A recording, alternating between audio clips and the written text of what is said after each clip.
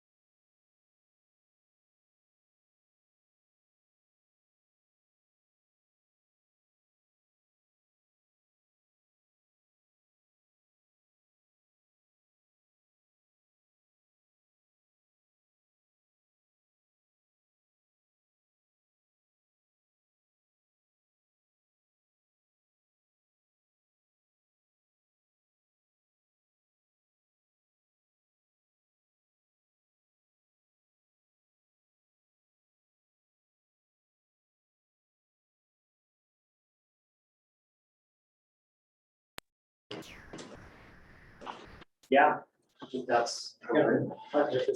As opposed to listening to me eat. Yeah. We are unmuted, just so everybody knows. Okay, well, good afternoon, everybody. This is Jackson Fox with Fast Planning. We're going to go ahead and kick off this workshop here for our latest call for project nominations for congestion mitigation and air quality funds and our new carbon. Before we get into the meeting materials and discussion later on, let's first do a round of introductions. We're going to go around the room here at Fast Planning in person, and then we'll move to those folks on Zoom. So let's start out with Corey. My name is Corey Giuliano. I'm an architect and transportation planner here at Fast Planning. Hi, Olivia Lunsford, transportation planner here at Fast Planning as well. Randy Bailey, DOT planning. Sue Sprinkle, air quotes, representing City of Fairbanks as a city council member. My name is Kellen Spillman with the Borough Planning Department. Tanya Lucas with the Morris Constant Cultural and Visitor Center. All right, and then Olivia, if you go down the folks online. Sure, it looks like we have, well, I'll call your name and then if you want to just introduce yourself, Danny Wallace. Hi, this is Danny Wallace, representing the city of North Pole. Thank you. Kimberly Diamond. Oh, hi. My name is Kimberly Diamond. I'm a Parks Project Coordinator with the Fairbanks North Star Borough Parks and Rec Department. Thank you. Peter Stern. Hi, this is Peter Stern. I'm on the BPAC for Fast Planning. Trisha Levasseur. Hi, I'm Trisha Levasseur, and I'm a Parks Project Coordinator also with the Fairbanks North Star Borough Parks and Recreation Department. And it looks like Bill Rogers. Hello, it's Bill Rogers, City of Fairbanks Engineering Department. Perfect. That's everybody. Well, Okay, thanks, Olivia, and thanks everybody for attending. What we have to showcase to you on the screen right now is our is a handout here for the workshop. We do have printed versions in the office here, but I will note for those folks participating on Zoom that all the documents that we're going to run through here real quickly, those were all distributed via email to all of our committees. So you should have seen each of these documents in advance of this meeting. If you have not, we can certainly email those to you either during or after the meeting. But for now, we'll just go ahead and follow along with as we run through these here on the screen. Olivia, if you'll switch to the next page there. Mhm. So just a note about the overall schedule for this new call for project nominations. The project nominations, the open application period began yesterday, Monday, January 16th, and it will run through February 17th. So we've got about 30 days here. Again, your deadline to submit applications to our office is February 17th.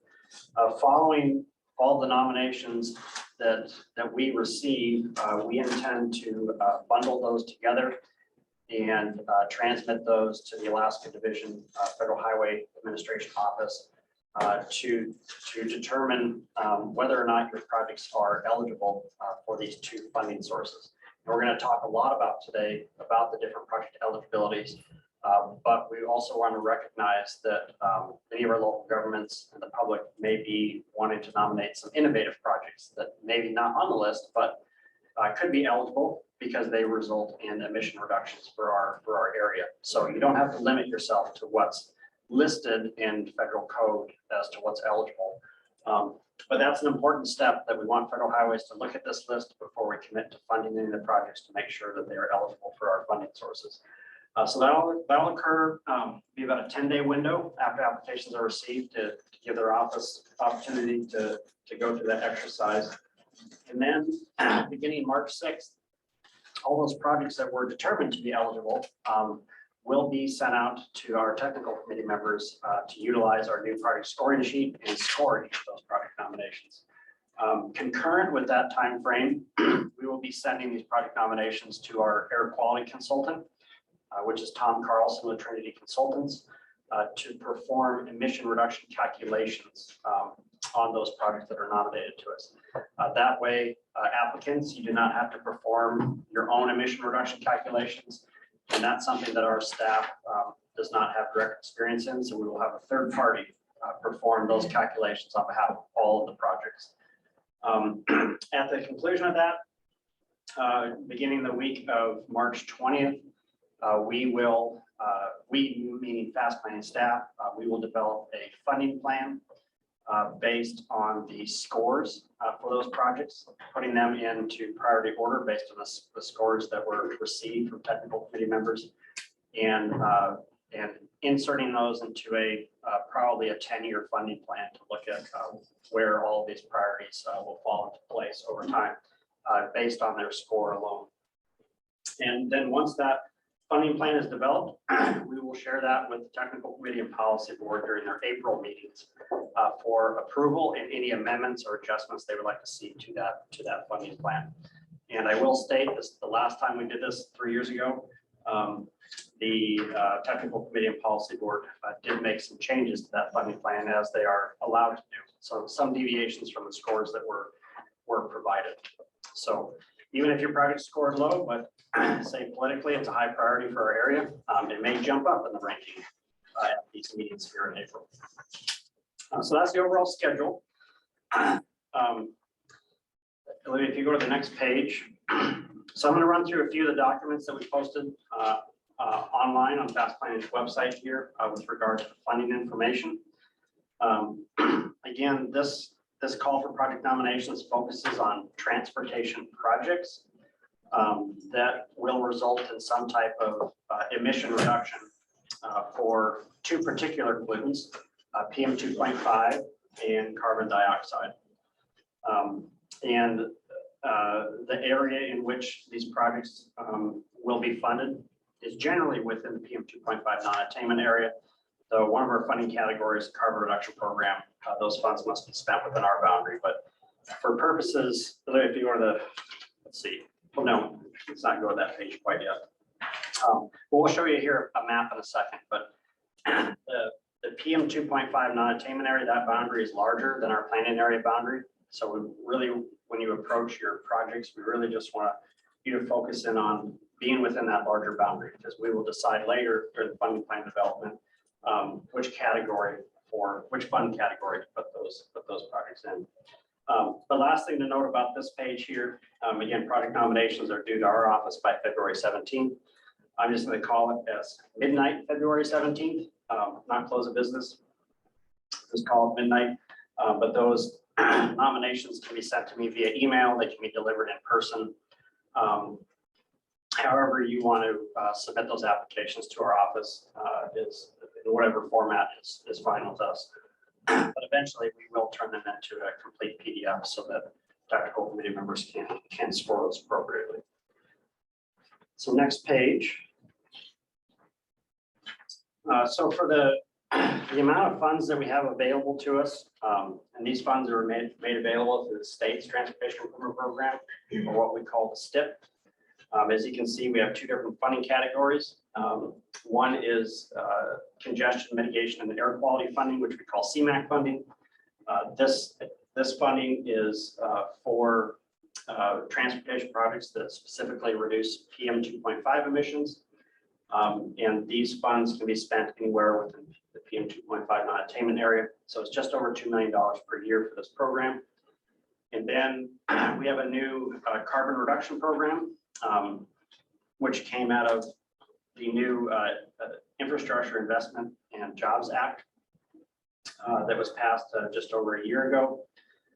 So this new carbon reduction program, when we have available to us close to $1 million per year.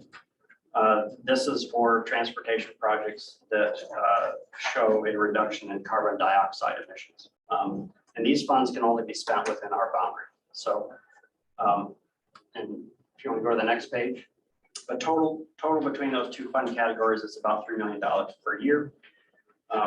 This figure here shows the two different boundaries, the PM 2.5 area boundaries in yellow, the larger area. And then in that teal color, that's our planning area boundary. So again, as applicants, I would not necessarily worry about which boundary you're in. Just make sure you're somewhere in that yellow boundary, the larger one there, because we can, you know, allocate funding to different projects based on where they're located. And that congestion mitigation air quality funding is a little bit more flexible, meaning it's a larger area in which we can fund these projects. Okay, next page. Most folks should have seen this by now, but we do have our project scoring criteria posted on the website. It is just 2 pages. As you can see on this very first page here, we are awarding points for pollutant reduction. And this whole top section here is where our third-party consultant will calculate emission benefits. And so when technical committee members score projects, we will not have them fill out this top section here. Staff will fill it out based on the emission calculations that we receive, based on the appropriate category for the amount of emission reductions. Really, when you get down to the middle part there, congestion mitigation, that's where technical committee members will begin their scoring effort. The 2 main categories on this first page is congestion mitigation and use of alternative fuels and advanced technologies. And then on the next page, we also award points for some other factors, which include safety, plan approval. Plan approval is a key one to pay attention to. If the project that you nominate is listed in one fashion or another in the state's implementation plan for air quality for our area, that will get it bonus points there. Also, the state is supposed to be developing a carbon reduction strategy. It's supposed to be completed this year within a matter of months. I don't know if they've begun working on that yet, but if there's any draft of that carbon reduction strategy that the state can make available to us and your projects line up with that strategy, you'll get extra points for that as well. But the last one here I want to bring your attention to is that if your project is included in any approved plan. So, and this could be a borough plan, this could be a fast planning plan, this could be a city plan, it could be a UAF master plan, whatever you can locate that shows that your project is in a plan that's been approved by your administration or your local legislative body. Again, those are things that are important to pull out. And then the next few categories here, project readiness. We really are looking for projects that we can fund quickly and get to construction quickly. And this could mean some planning efforts. This could mean purchase of equipment, or this could mean a construction project that is relatively limited design and say we don't have to acquire right away or purchase property to get a project built. So project readiness has some points there. Of course, for operations and maintenance, trying to decrease O&M costs.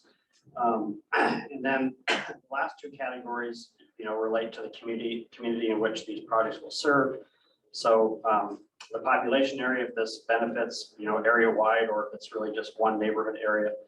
And then on the public support side, you get, it's a little bit redundant here, but you do get additional points if it's in a plan that's been publicly reviewed and approved. We are looking for resolutions of support from local governments for the projects that you nominate. If you can get those in time, I understand that may be a challenge to get something to the Borough Assembly between now and February 17th, but it's there. And any letters of support or neighborhood petitions that you can garner to submit with your application, or any public comments that you have in relation to your project that has been considered before and the public's had an opportunity to weigh in on. All that documentation is good and will assist you with getting more points for your project through our process. So that's the 2-page application or 2-page project scoring criteria form that again will be used by technical committee members, but it's something to pay attention to as you complete your project nomination.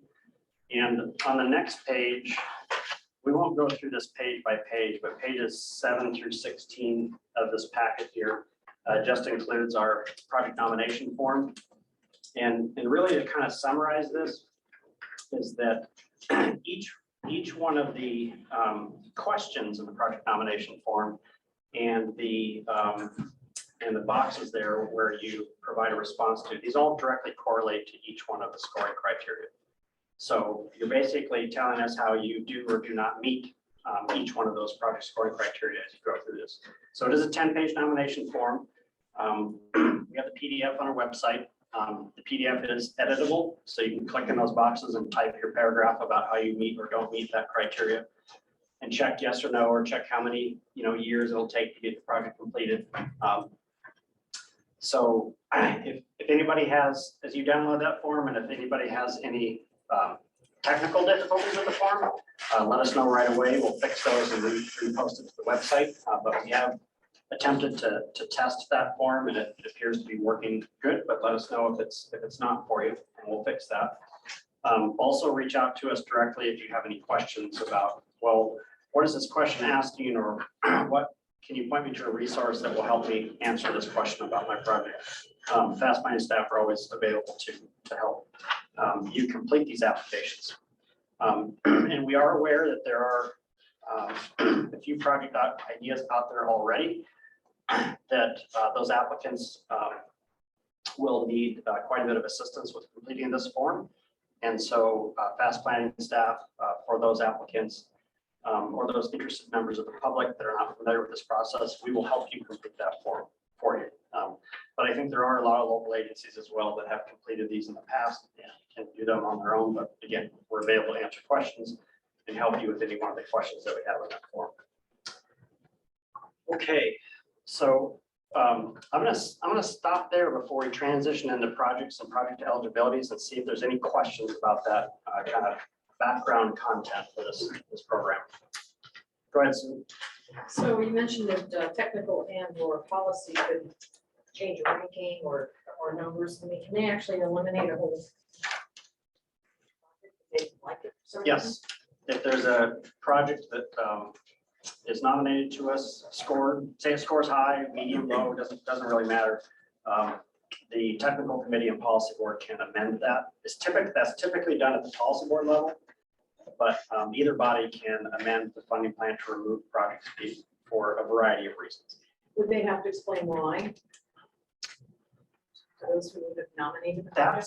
That's done. So that process is done in an open public meeting, and typically the chair asks for reasoning why before they vote on removal. But it'll have to be majority vote on removal of any project at the board level. Have you seen that happen in the past? Yes. Right, Kelvin. Just a question. If I remember right, it's only been a couple of years since we've had, is it Sierra Research that calculates the pollutant reduction? Yeah, the now called Trinity Consultants, but yes, the same individual. Could you just kind of go over high level what some of the types of better scoring projects with pollutant reduction and some of the, I guess, not so good scoring projects? Yeah, that's a really, really good question. So, and I want to make sure that everybody understands this very clearly. There is a huge difference in our area between wintertime emissions and summertime emissions. Now, we're in a serious non-attainment area for PM 2.5 emissions. So if you're going to, an example of a high scoring project is conversion of the borough's bus fleet from diesel to compressed natural gas. Those run year round. There's a big emission reduction in the wintertime for using that alternative fuel. Another category of projects that is eligible, but it really focuses on summertime emissions is say a gravel to pavement road project. So if you're going to pave a gravel road, it reduces dust emissions. But again, those dust emissions occur in the summertime because in the wintertime, those roads are covered in ice and snow, and there is limited to no dust emissions for that. So, so when looking at when our consultant calculates emission reductions, they will be split between wintertime emissions and summertime emissions. Of course, you get far greater points for reductions in wintertime emissions.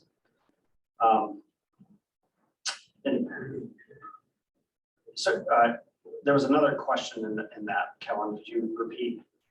Just in general, some of the better scoring types of projects versus some of the projects that don't score so well. Right. So another example of a project that's eligible that does not score very well because the emission reductions are pretty much negligible is in general bike and ped projects. So if you build a new sidewalk connection or you build a new path connection, and these connections, you'll get more points if it's a commuter route versus a recreational route. But basically what you're saying is that if we make this new connection, you know, from this neighborhood, maybe 5 or 6 people will choose to bike to work or walk to work as opposed to use their vehicle. So you're not taking that many vehicles off the road. And that may only be during the summertime when that occurs. Maybe during the wintertime, they go back to their normal vehicle use because the path is not plowed, for example, and the facility is not necessarily used year round.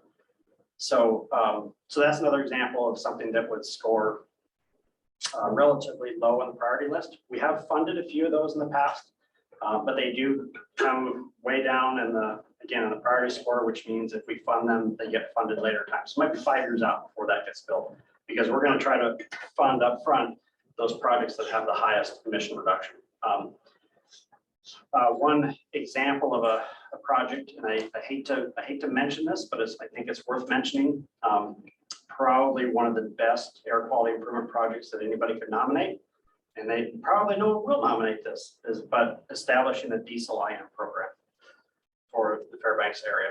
So whereby diesels would have to, any diesel fired, say personal vehicle or piece of heavy machinery would have to go through an annual or biannual certification program to check out their emissions, to make sure they're following with standards.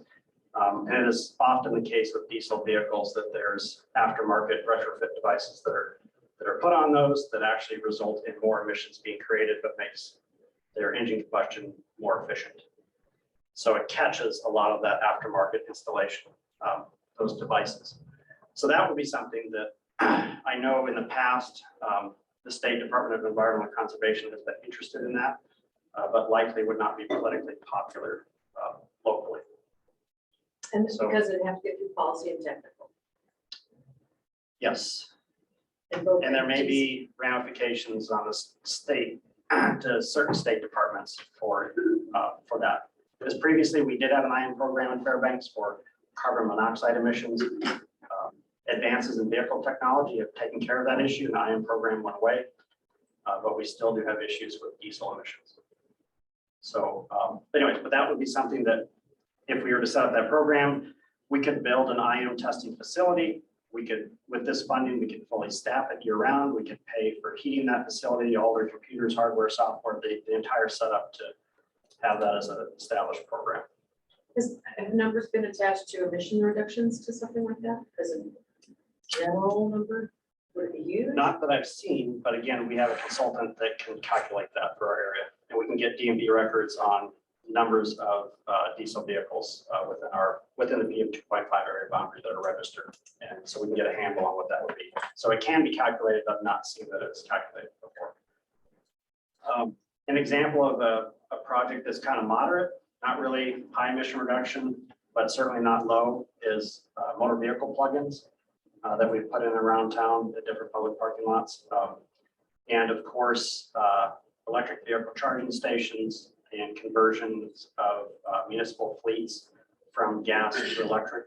So I don't expect those to have high emission reductions. I think it'll be in the moderate category, but they certainly won't be low. They'll score better than some projects, but they won't be our highest scoring projects.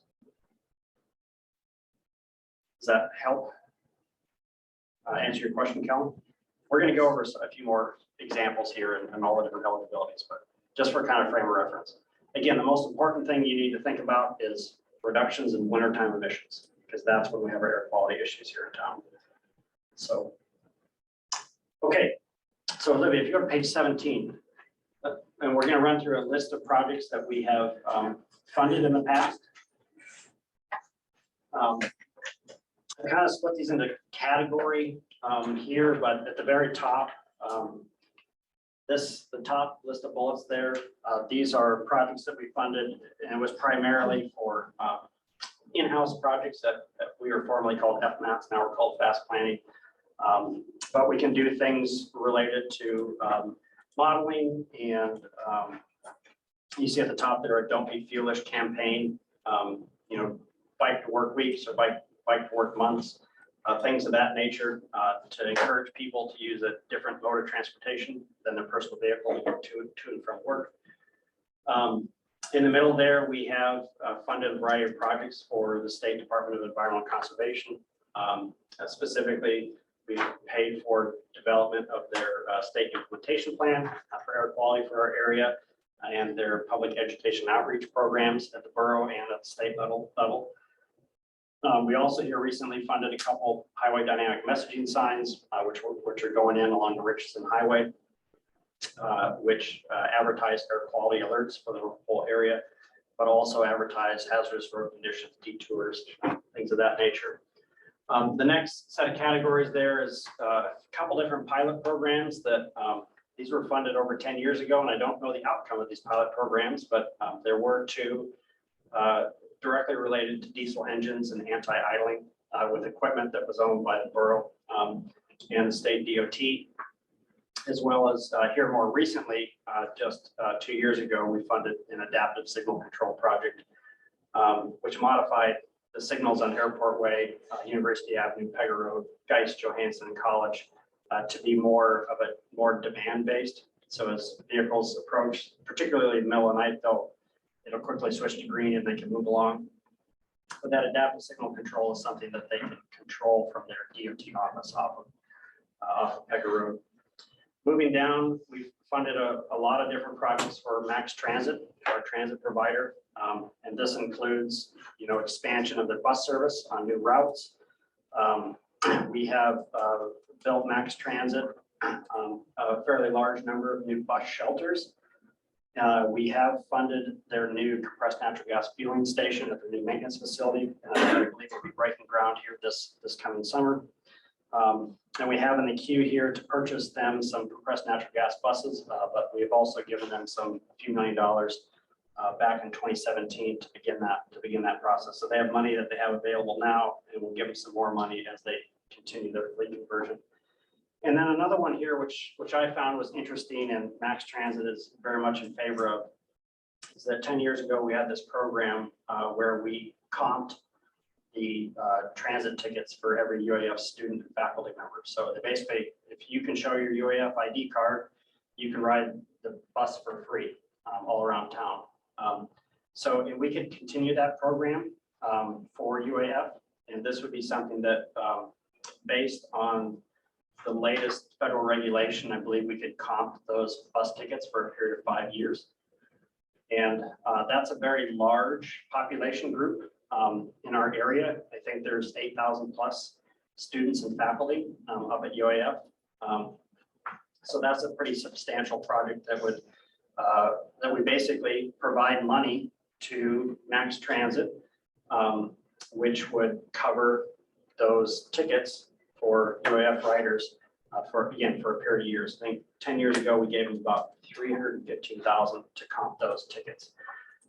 But that corresponded to a pretty sharp increase in transit ridership for Max Transit for those UAF students and faculty. So, and they'd like to do that again here this year. So that's an idea of something we funded in the past that we can fund again. But it could be for a different population group, in the Fairbanks area. It could be for all Fort Wainwright personnel and troops. You could pick a different population category, but that's one there that we'd like to do that again for UAF if we get an application for it. And go ahead, Sue. Have you ever thought to, or have in the past, funded a single bus route that would be working for just an underserved community? The whole bus route? So we've done a couple things. We did fund a route out to Eielson. It's not necessarily underserved, but it's a community that currently doesn't get bus service. We funded that in the past. But we did on the Purple Line, which serves like the South Cushman area. We did provide funding and purchase of an additional bus so that that fixed route had more than one bus running it. And so there was more frequent pickups and drop-offs. So yeah, that's something that we can do. But again, if you're going to fund a new bus route, you also have to install new bus shelters, and you have to have an ADA compliant facility leading to and from that shelter. You can't just put a post on the ground. So it gets a little bit complicated, but so you couldn't just say here's money for ridership for that one line. If they're, we can. underserved. Yes, we can fund a single new fixed route or an existing fixed route. Okay. I mean, Max Transit does have funding for the routes that they currently operate, but there is more funding available through the Federal Transit Administration to expand the routes, or they can apply to us to grab some of this money to expand the routes. I mean, you're just talking about having paid for the UAF students, paid Yep. that way. Yes, You couldn't do that for a single route in the city. I think we could if we had a defined area, anybody that, Okay. but it's, you'll have to think about the administration of that. Because like in South Fairbanks in particular, I believe it's very little owner occupied. So a lot of it's tenants that live down there. So somehow they would have to, I don't know how you would prove that you live, say within this boundary. Okay, that So, would be a challenge. I mean, You're the right. UAF's easy because they have ID cards. Yeah. High school students are easy, they all have ID cards, so. Okay. Or Sue, were you thinking more along the lines of like the red line is free rides? Yeah. Something like that. That's what I'm thinking. Yeah, we could do it that way. Yep. If you get on the bus on this route, that whole route's free. Yep. Most people who need it can get on and just go. Yep. Thank you. Thank you for getting me there. That's helpful, Corey. I wasn't completely understanding the question clearly. Let's go to Tanya first. I'll get to you, Cal. Mine will be easy, I hope. Mhm. What time does the bus stop providing service these days? I don't know. When I worked in FMH, I remember one of the issues where people who work like the 3:30 to like Yep. midnight shift would normally be like, they'd be happy to ride the bus, except for the bus. They Yep. could get there on the bus, but they couldn't get home. And so if there was also an opportunity to provide funding for expanding hours. of Yes, service. yep, that's a service expansion as well. It's eligible. You could extend hours. Good call. I like it. Yep. You can also provide Saturday and Sunday service. So, I mean, so yeah, any expansion of their service would be eligible. Yep. Go ahead, Kellen. Just two things related to transit service. We have had to limit hours this year. We aren't bus drivers. And the second part of that is, I forget the time period. I want to say it was over a 10-year time period that the borough didn't charge for transit. During COVID, was it? No. Well, that too, Yeah. but just in general, the borough, it was in the early 2000s and into the 90s, I believe. And we started to experience a number of negative externalities with that. I wasn't around at the time, but according to predecessors, that folks would just get on the bus in the morning because it was a nice warm spot. And really stay on the bus all day long, which was taking seats from other folks that actually needed the transit service.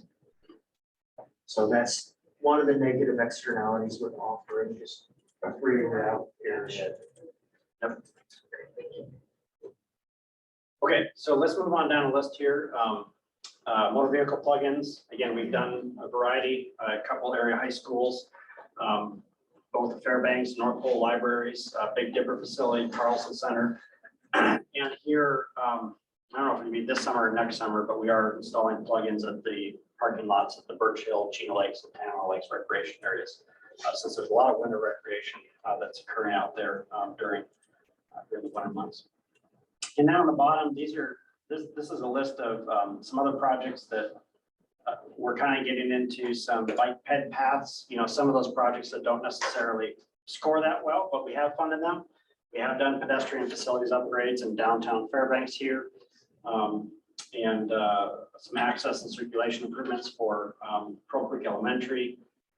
And again, a couple bike ped paths. University Avenue one is a new bike ped path down to the east ramp. So those to the charter airlines down there. And then Pega Road, bike ped path along the east side of Pega Road along Pioneer Park. So again, these types of projects can be nominated. They won't score that well, but we do have a history of funding a few of these. So I don't want to limit you from nominating something like this. Just be aware that in the applicant pool, it may not score that well. But then some of these types of projects tend to be popular with our policy board. And so some of these lower scoring projects end up getting pushed up the list because they're desired by the community. Go ahead, Sue. Do any of these that may not make this kind of grant doesn't fit well or doesn't do 2.5? And can some of it be looked at by some policy or technical saying, oh, that's a great idea, let's do that for something else? Yep, we do have other programs, yeah. We have about $500,000 per year for what we call a transportation alternatives program. And we have received a number of non-motorized project applications from the Parks and Rec Department at the borough. So we do have a long list of these types of projects that have been nominated to us. We typically use other funding sources to fund those. So They don't always shrivel and die, using in some of the lists. correct. We try to find a different funding program for those projects if they don't make the list. So, and then on the bottom here, this is an important one. We have purchased specifically sidewalk snow removal equipment and some street sweeping equipment for 3 of our local governments. So City of North Pole, City of Fairbanks, and and the borough, as well as the Alaska DOT. So these are eligible. The snow removal on sidewalks and asphalt paths, in our area is definitely something that is lacking. And so to help support our area maintenance managers with completing that maintenance task, we have purchased quite a bit of equipment for their use. So they just have to have laborers to go out there and actually perform. But we can continue to purchase equipment for snow removal if agencies have a need. And I believe the City of Fairbanks Public Works Department does. But for UAF, for example, if there's a need for some sidewalk clearing equipment specific to that, we'd like to see that application for sure. So how is it that's helping with 52.5? Because it helps people walk versus drive. Well, How's that going to score? that's going to score better. This is going to be still kind of low, but it's going to score better than say a new path connection. And the reason is that the majority of the winter, the majority of sidewalks and asphalt paths are generally not traversable by walking on.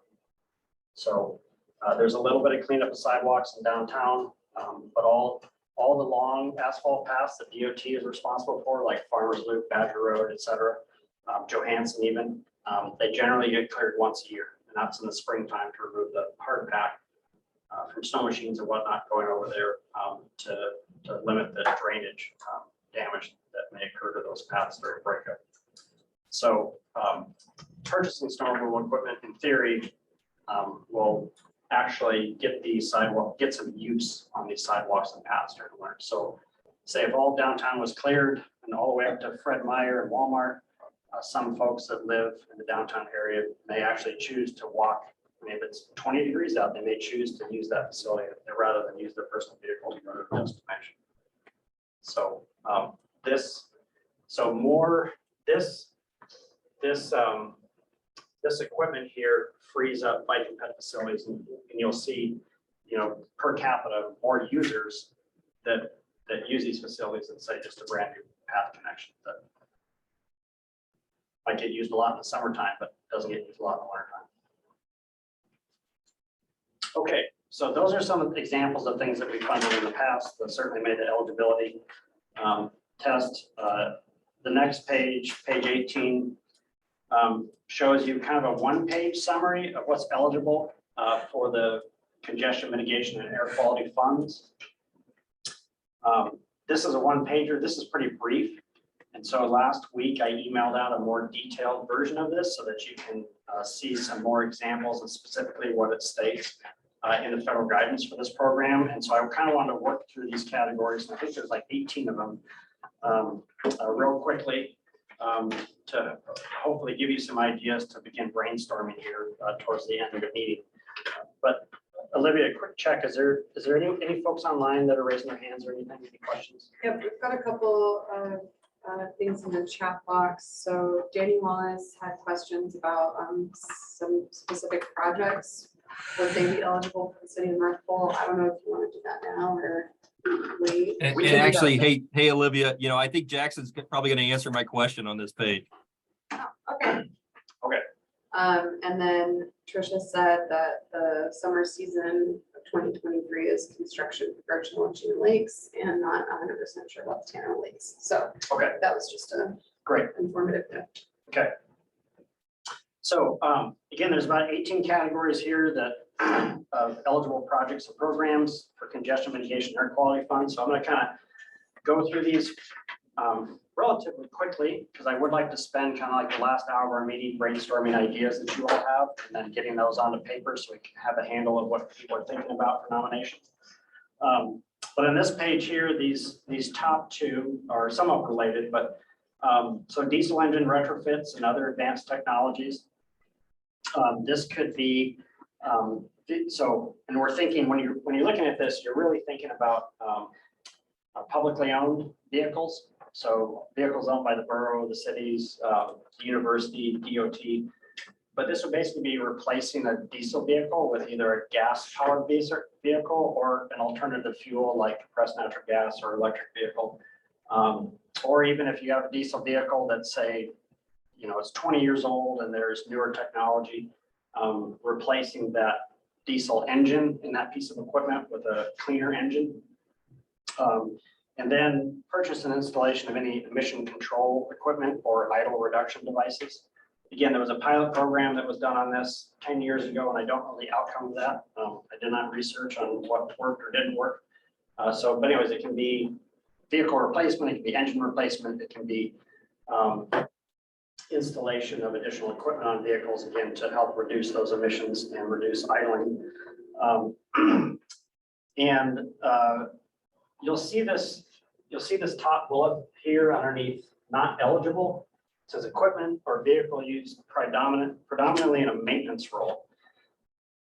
And this one draws a few questions for me because we are allowed to purchase equipment for snow removal on sidewalks and paths. We are allowed to use this funding to purchase street sweepers. And we're allowed to use this funding to purchase what they reference in the code as refuse haulers, so garbage trucks. But it appears that we're not looking at equipment that say does pothole patching or steam trucks or normal maintenance equipment. But those categories that I just mentioned there are eligible. So just a note there. Again, this is when you nominate a project to us and we send it to Federal Highways to review and say it's eligible or not. So, and they'll make that determination. They give a few examples in the guidance as to what equipment is in their opinion, maintenance equipment versus non-maintenance equipment. And then along some of these same lines here, any project that results in idle reduction. So, related to, and diesel vehicles are oftentimes vehicles that do some excessive idling, especially during our winter months. Okay, so the next category at the bottom, congestion reduction and traffic flow improvements. So again, this is related directly to reducing congestion and improving the flow of traffic and reducing those idling points along a roadway. So the very first bullet there says construction of roundabouts. So with construction of a roundabout, you're keeping vehicles moving constantly as opposed to a signalized intersection or an intersection with a stop sign. So again, when you construct a roundabout, you are reducing idling vehicles at that location. But you're also improving traffic flow at that location. So roundabouts are eligible. Another thing is left turn or right turn lanes. We put in a right turn lane on Cheetah Pump Road just last summer. And so that turning traffic kind of gets out of the way of moving traffic so that they can make that free right-hand turn and not stop traffic behind them. Again, you got to be thinking about this one about just kind of keeping traffic moving and preventing it from stopping and idling or slowing down in our area. Go ahead, Sue. Just curious about snow removal in a roundabout. Keep hearing about it. Is there a downside to the roundabout as far as cities or boroughs needing to maintain them, or give me some sense?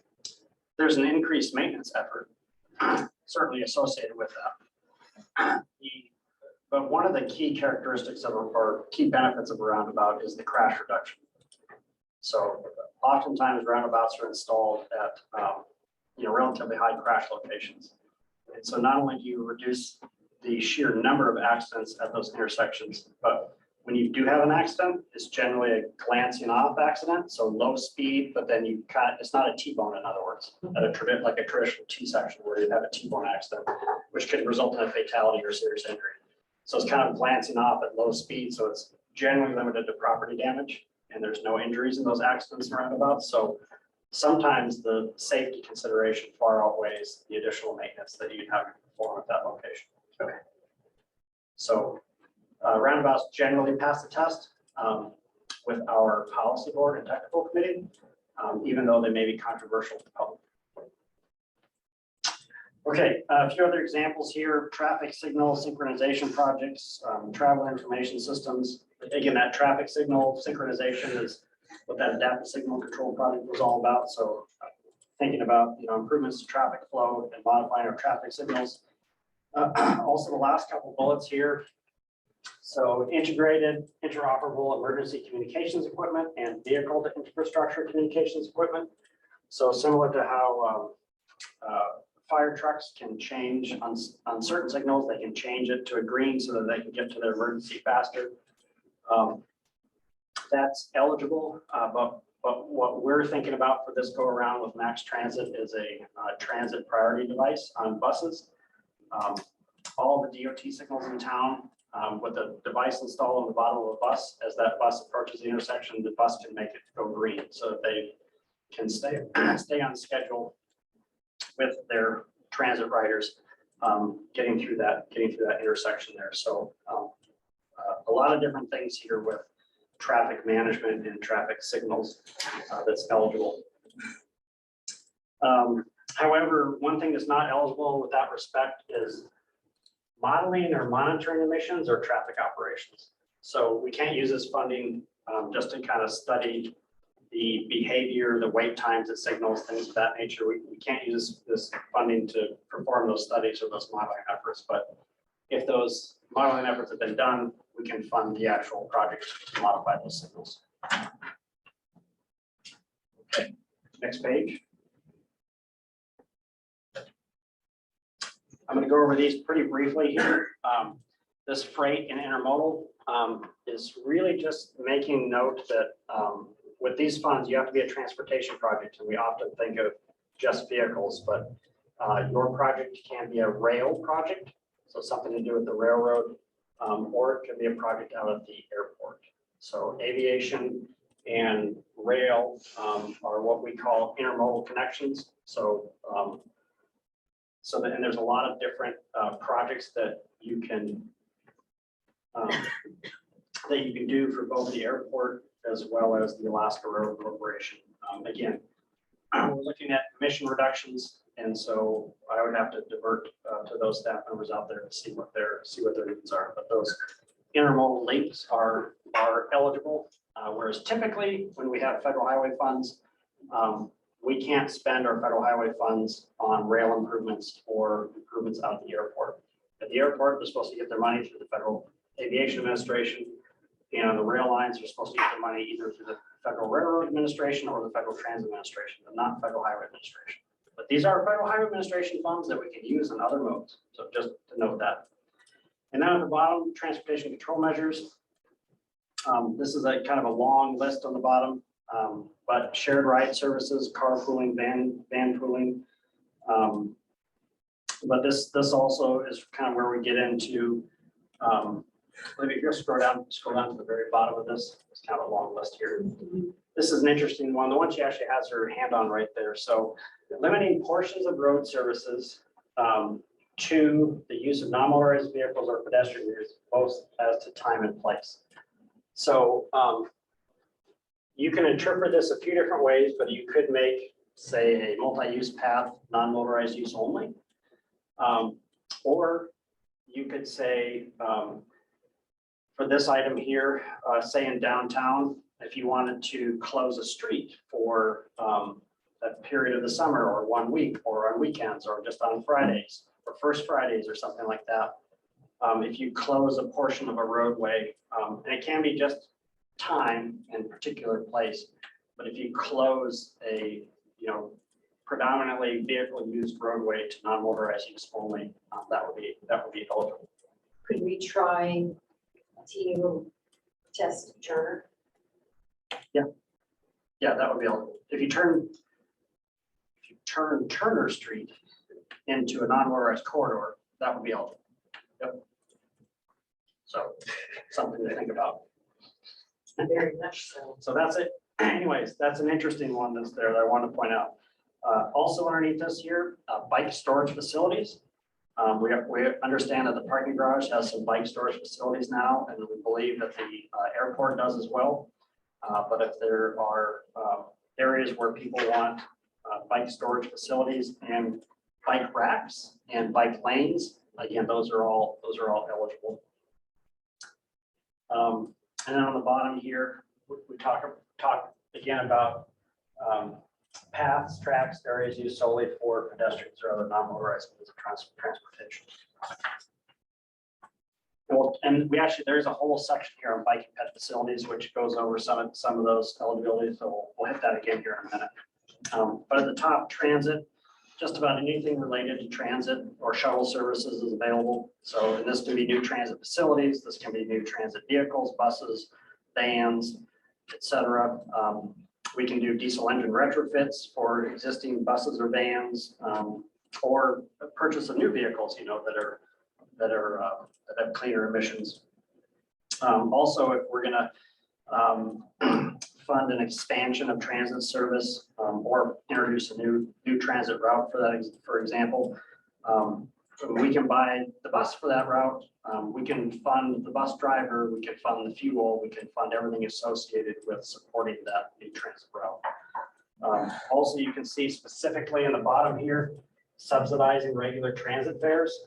So, and that's the one key point there that hinged upon granting funding to Max Transit for the free UAF rides 10 years ago. So that's where you find that. But now getting into bike and ped facilities, here number 7 on the bottom of the page here. We can use this, again, we can use this funding to construct bicycle and pedestrian facilities, again, including bike storage facilities, bike racks, bike lanes. The kicker here, though, is that if you read this, it says, so constructing bike and pedestrian facilities that are not exclusively recreational and reduce vehicle trips. So when you're thinking about a bike ped facility, you want to think of it as a commuter route, or somehow like as opposed to a commuter route, something different that would not be recreational or commuter, is that we're going to extend the bike path from University south all the way down to the east ramp to those charter operators. And so with the installation of that path, in theory, some folks will choose not to get a taxi or an Uber or Lyft to get up to their hotel. It's about a mile away. It's a little bit of a walk, but they could walk to and from their destination off the east ramp. Yep. So say, for example, you had an Alaska USA office building that has all the legislative staff who are used to walking all over Juneau, and then they come back to Fairbanks. Yep. And if they wanted to cross the Skeets to get over to like maybe go to lunch at someplace over in strip mall land, but there's no pedestrian setup and you're taking your life in your hands, that could be a possible place to put. Right. Thank you. Right. That might be a gripe every year for the staff. Right. Yep, that would be eligible. So you just got to think about anything that's not necessarily recreational and somehow reduces vehicle trips. The vehicle trip is kind of a choice. I'm choosing to walk or bike to work, because this facility is here, and leave my vehicle at home. Or folks that arrive at East Ramp, they're choosing to walk to their hotel or walk to Fred Meyer or Safeway or wherever their destination, as opposed to getting the taxi or Uber or Lyft. Or like your example, where we have folks that work in a building and they want to go for lunch somewhere or do something like that, they'll choose to leave their vehicle in the parking lot and go do that, origin to destination and back to origin, do that type of trip. And it's not recreational in nature. So anyways, that's how to think about these ones. But also, as you can see on the bottom, bike shares and shared scooters, like we had Fair Bikes for a while here in town. So that would be an eligible program. I don't know how well electric scooters would do in our downtown, but those types of programs would be eligible. Why do you say that? Just curious. Do you think this would be damaged or? Well, they don't, could only be used for a couple months of the year. Yeah. And, Well, we did have a giant visitors population at that time. yeah, but we also don't have bike or scooter lanes. There's shoulders, but there's no dedicated facilities for them. And then as is common in Fairbanks, most of the roads are still covered in gravel for a lot of the summer before they get swept up. Seems like that would be challenging. We'll have to get fat tire scooters. So I don't know. Communication wise, they're having big problems. Hear that? Yeah, we just need a hovercraft. It is a safety, concern as well, but. Okay. Okay, so then travel demand management at the bottom. Travel information services, it's kind of like the state's 511 system. So, which is a great travel information service, but we could do something kind of more micro at the local level here if we wanted to. Shuttle services, carpools, van pools. Next page. So programs to support telecommuting or teleworking, so working from home for employers. And then at the bottom there, marketing and outreach efforts to expand use of the activities above, like you could have, you could set up a program for businesses or agencies or large employee groups to compete with each other, like get points for how many people carpool per month, or how many people bike to work per month, or how many people walk to work per month, things of that nature. So again, we can fund those marketing and outreach efforts to those programs to pull large employee groups in to promote those activities. And then that leads right into public education outreach activities. It's pretty limitless what you can come up with for this. But again, anything that relates to promotion of non-vehicle use or anti-idling campaigns, or plug in your vehicle at home when it's 20 or below. We can make commercials, we can do PSAs, we can do social media stuff. So any and all of the above for public education outreach activities that again focus on reducing emissions. Yep. So the borough and the city could put PSAs or something on the buses, Yes. on them inside all day, every day, change up the messaging. Yep. That's right. How does that kind of take score? It seems dumb simple, but I just don't know what that means to. So generally these projects are so cheap that even if they score low, they just get funded. They don't get removed, but it's not a big impact to the program. Yeah, because you can't prove the emissions on something like that, right? No, Can you? and it may not score that well, but it feels good and they're cheap projects. And so they don't necessarily like, well, if we fund that, then we can't fund this. It's not, you don't have those arguments. So generally those get funded. Okay.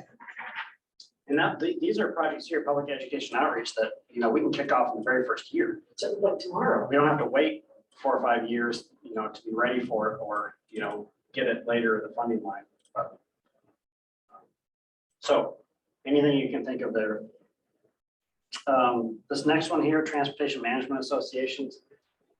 I believe we did this in the past, helping hire a position that worked on coordinated human services. So pulling together our local senior centers and other folks that are in need of transportation. Again, this was 10 years ago when this project was awarded and funded. And I believe it resulted in development of maybe one of the first coordinated human services plans for the borough. But there was some sort of subsidy for staff participation in pulling together all of the rideshare and shuttle service programs all around town. A lot of nonprofits that operated those to coordinate activities. I spoke to someone who lives at Raven Landing. I don't know if this follows under this, but she said that she and her group of friends go to the Big Dipper a lot to do their exercise. Yep. But they don't have mode transportation to get all of them to there. Is that a thing that could be like, say, carpool example?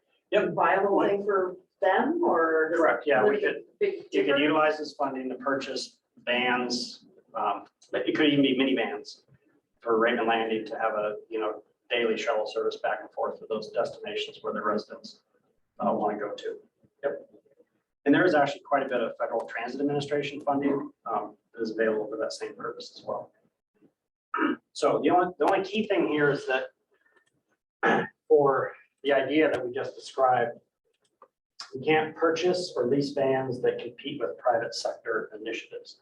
So if there's a private company that's offering that service currently, we don't want to use government money to fund a new program where a local business can't fill that gap. So, but it sounds to me like nobody's filling that gap currently. So I think we would be okay with purchasing vans for that scenario. All right, so next page. At the top, extreme low temperature cold start programs. This is how we fund the motor vehicle plugins in public parking lots all around town. Again, it has to be a publicly owned facility. It can't be, we can't put in plugins for Walmart, for example. So that would be good since it was 20 below. Probably 80% of the vehicles out there are running while people are shopping for an hour. But anyways, motor vehicle plugins on publicly owned facilities, publicly owned parking lots. So, and then there's training. There's the IM program here. Again, we had an IM program years ago for carbon monoxide. That issue has settled out and been in a carbon monoxide maintenance area. We're getting close to 20 years on that. So, and I don't necessarily think that we need an IM program for, you know, conventional gasoline vehicles, but some of the predecessors of DEC thought that a diesel IM program would be good for the Fairbanks area. They'll likely not politically support it. In both areas, city and borough, do you think one's harder than another test system? Well, the I know IM they're program I know would they're- likely relate to the full PM 2.9, PM 2.5 non-attainment area. So it wouldn't be the whole borough, but it would include both cities and a portion of the borough, small portion of the borough, where we have an air quality issue. Which is what we want to eliminate. Yep. So it's an idea, it's eligible, and anything associated with that. And it can even be a privately owned IM facility. You could contract out that IM program. So, which is often the case with IM programs. Oftentimes it's a local shop that gets certified to do the IM inspections and sign off on their vehicle. So innovative projects here. This is basically anything not on the list. That's not specifically listed in this 7-page summary here. You all may have some innovative ideas on a transportation project plan or program that could result in emission reductions. And if it's not listed, doesn't mean it's not a good idea. And so anything innovative that you want to put forward that's not on the list, please do so. And again, we will run that through federal highways for an eligibility review. If it's something that hasn't been done or tested anywhere else in the US underneath this program, they'll simply ask you to do kind of a before and after study to actually show what those emission reductions were, so that other communities could potentially incorporate that in their areas. And then getting close to the end here, but the very bottom, alternative fuels vehicles. So establishing publicly owned facilities or privately owned facilities that are open to the public. But these could be electric vehicle charging stations, or they could be like, you can see compressed natural gas here, or this can be like a fleet conversion for mass transit. So we can pay for installation of a new compressed natural gas fueling station. We can also put in electric vehicle charging stations at government facilities. We can also fund electric vehicle charging stations on private property, say the Morris Thompson Center wants one, or say even like Sourdough Fuel, they want charging stations at each of their gas stations. We can fund those.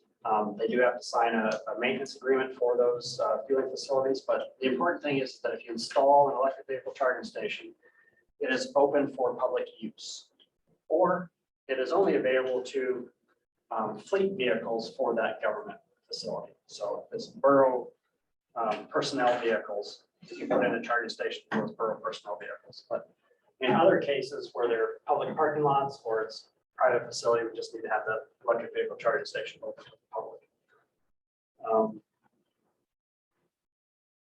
And you can see down here, converting fleets to run on alternative fuels. So if the city wants to convert part of their fleet, or the borough wants to convert part of their fleet, or the UAF wants to convert part of their fleet from one fuel type to a cleaner fuel type. So gas to compressed natural gas, or gas to electric, or diesel to gas, we can help with these fleet conversions of actually purchasing those vehicles.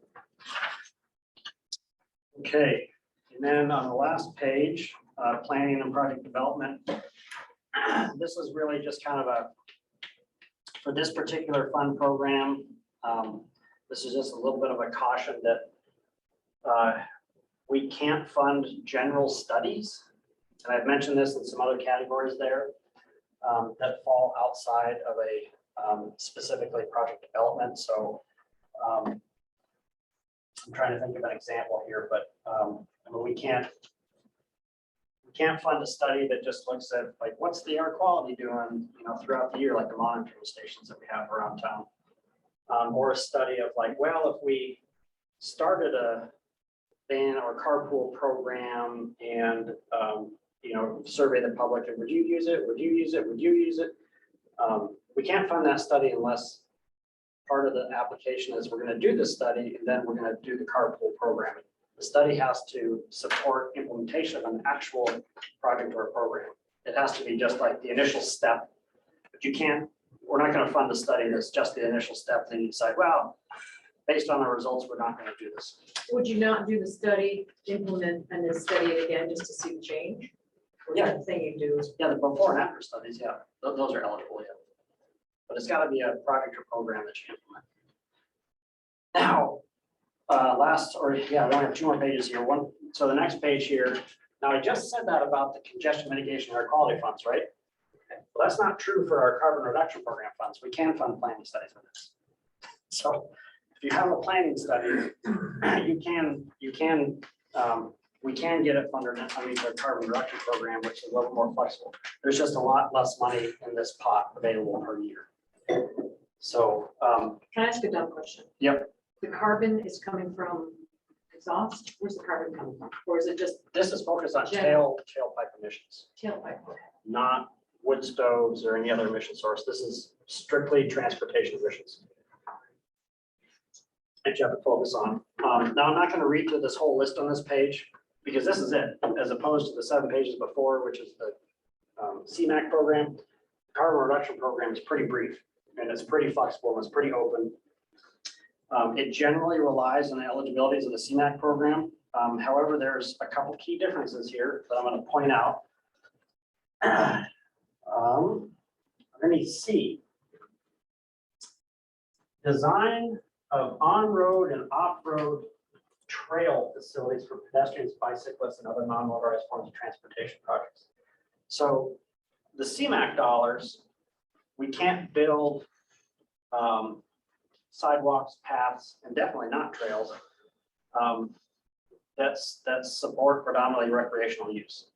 With this program, we can do bike ped facilities that have a recreational use, including, you know, what we call trails in our area. So again, you probably won't have a big emission reduction calculation out of this, but for Parks and Rec in particular, Borough Parks and Rec, this is one of the key differences between the 2 funding programs. So, anyways, again, some nuances here. And then this, again, it has a lot of the same eligibilities as CMAQ. A couple other different ones is replace street lighting and traffic control devices with more energy efficient alternatives. So if anybody has any old high pressure sodium street lights, we can replace those with LED technology. So that's just an example. And then see what's another one here. Oh, this is an interesting one. The one right below it, developing a carbon reduction strategy. So the state is required underneath the infrastructure bill to develop a statewide carbon reduction strategy. But as a planning effort, fast planning could develop a carbon reduction strategy for our area, a local plan. So, and I think that's something we'd be willing to do. We would just need letters of support from our local government stating that you want us to do that. So we can like self-nominate this to us unless there's a, local government sponsor that actually wants to do it on behalf of the community. So, and then again, much of everything else is in the CMAQ program: alternative fuels, electric vehicle charging infrastructure, propane vehicle charging infrastructure, or fueling infrastructure, diesel engine retrofits, and projects that improve traffic flow. So anyway, so there's just a couple key differences there, a couple nuances between the programs, but it's not major. So how do you decide which one to put the nomination to? Whatever's gonna- So Borough Parks and Rec nominates a trail project to me or something that supports a park facility. I'm gonna send it to Phil. I would say we're gonna use the carbon reduction program funds to use that. Olivia, if you go back on that note, let's talk about one last thing before we start brainstorming some ideas. So page 3, sorry, 3 at the top, 4 of the PDF. Okay, I want to show you something on this funding table that's worth paying attention to. So the CMAQ program, we got $2.1 million, right? If you look at the funding, the state will pay the match for every project nominated to us on that $2 million. But when we get down to the carbon reduction program, it's state match or third-party funding, which I take to mean that if it's a state nominated project, the state will pay their match. But if UAF nominates us a project or the city nominates us a project and it fits this program better than this one, you'll have to pay that 9% match on those dollars that are available. So I will do my best to try to split this up. Obviously, this is the more advantageous program because the state's going to cover your match. But if it doesn't fit this, so like, let's work with the example of an electric vehicle charging station at Morris Thompson Cultural Visitor Center. Say your charging station costs $200,000 to install. Can Morris Thompson come up with $20,000 to match that? Maybe, but maybe you could. And so I try to get your project funded in this category where I have Randy over there, the state pay your match for you. So anyways, that's just kind of a nuance there, is that as we develop our funding plan, we'll look at who can come to the table with what resources to, if you can't meet your match commitment, I'll try to put you in a different category. But if I know the city has super deep pockets, I'm gonna try to get them down here. Yeah, baby. Yeah. So anyways, these things, and of course, this funding plan that develops will be reviewed by technical committee and policy board. I mean, everything's going to be done openly, transparently, and but just to make note there that there's not a large funding commitment to nominate a project. Even if you fall in this category, it's only a 9% match. So it's not too onerous. Go ahead, Sue. Is this carbon reduction program why we keep hearing about the governor trying to put carbon in the ground? Is that where this is No, being driven from? no. Just check.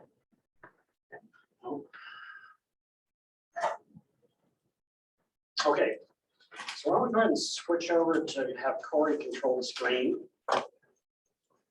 So I just want to use the rest of the time here. We got 45 minutes. Just to discuss project ideas and just bounce them off me. Let me know what you're thinking about.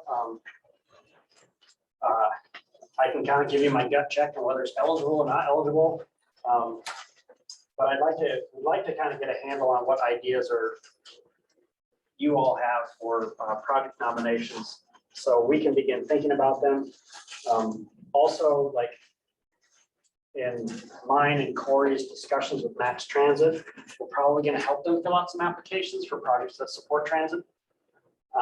So we need to have a handle on what their ideas are so that we can, over the next month, before the February 17th deadline, we can help them with the text of their application. But I guess the floor is open. The 18 categories that we just showed you, there's a box for each one of them. We're just gonna throw your ideas in each one of the boxes. Go ahead, Sue. So I think the city's intrigued by, is it the diesel engine retrofit where we would replace the garbage trucks? Is that where this fits? So yeah, it can fit in that category or the alternative fuel category. Again, the focus really needs to be switching from one fuel type to another. Sure. And the best fuel type to switch away from would be diesel. So that would be an interest there. And I mentioned the city fleet of, whatever pickups they drive around in. Again, that would be something to be curious about, whether or not that goes EV or if it goes. Natural gas is better than regular gas. Yep. So, I mean, that's an option. So Corey, I put that We're underneath. skying this, right? Corey, I put that underneath alternative fuels. Because I know that at least one borough assembly member is interested in a fleet conversion of the borough for personnel cars. So just put in municipal fleet conversions to EV there.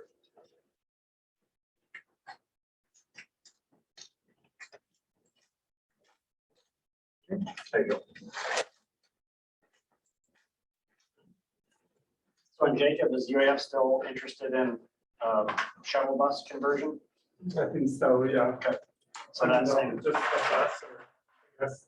Do you know if the borough would allow, their university to fill there or? No. I would think that they would, but in your case, we also want to just throw in the idea of a fueling station at UAF. Yeah, anyway. And So your conversion is for what, diesel to something else, or what's the conversion? Compressed natural gas.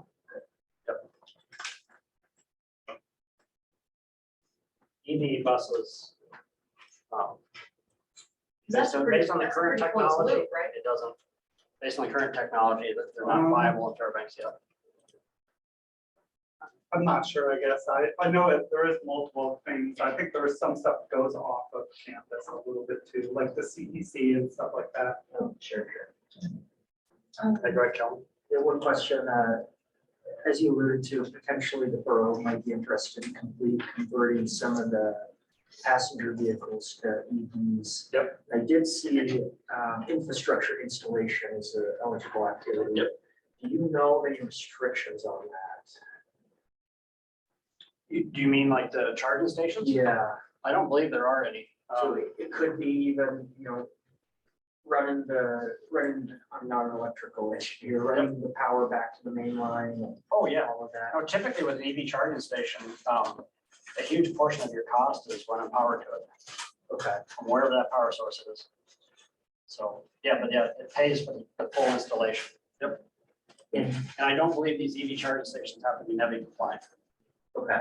They have to be what kind? NEVI compliant, What's that mean? National Electrical Vehicle. Oh. I forget what the I stands for, but infrastructure. Yeah, the NEVI compliant chargers is what the state is supposed to install between Fairbanks and Anchorage on their alternative fuel corridor. And there has to be a minimum of four spots for 4 electric vehicles to charge simultaneously. It has to be able to carry that load to do that. So I think it's like 250 kilowatts or something like that. But anyways, that's a standard for an alternative fuel corridor. But I think that with this program, we can do cheaper electric vehicle charging stations. There's just 1 or 2 or 3 vehicles, kind of similar to what's installed at Golden Valley in their parking lot. Corey, you put the Morris Thompson Center one up there since we keep bringing it up. Someone does. Danny also has a question. Okay. If you want to answer that. Yeah. Go ahead. Yeah, folks online too, we'd like you to engage. So what do we got? Oh, hey, this is Danny. So for the city of North Pole, what we'd kind of like to see is some sort of comprehensive electric vehicle charging scheme for the borough. I went down to Juneau over the 4th of July weekend last year, and again, I tried out renting an EV and keeping it charged, and it was challenging, but almost every 500 feet, there seems to be an EV charging station there. So what I'd encourage you to do, instead of again, just plopping EV stations here and there, because North Pole would certainly like some of those, but maybe an overall plan and it gets submitted as one plan for the borough rather than individual locations. So that would be one thing maybe to look at, but North Pole is definitely interested in EV charging stations. So hold on And one I'll let second, you respond to that. I've got a couple other ideas too. Okay. Hey, go ahead, you can type that one in there, but then over here. Okay, so planning and product development, put in local EV charging infrastructure deployment plan. There you go. So that's what, that's basically what it would be called. This is something that fast planning could head up and we could determine a boundary. We do it for the PM 2.5 area, or we could, I think we could do it for the greater area because of the tie-in. So anyways, that's a good idea. So that would be a planning effort. You don't We could not use CMAQ funding for, but we could use carbon reduction program funds for. Because especially some of the rec area, that's one of the things when I went to Juneau, they had EV charging stations at some of the recreational areas. And really a lot of the folks that are out and about going to different areas, they may be more amenable to the, renting and using electric vehicles. So that was one thing that really stood out. So also, motor vehicle plugins here at City Hall, we constantly sort of have a need for those. So again, the just the head bolts and the plugins for the extreme low temperature cold start program. So we're interested in that. Another, there it is. What's the what is that, DW? Danny Wallace, I'm just putting the Oh. author of the comment there. Dark And I window. appreciate that. Thank you. Oh, throwback.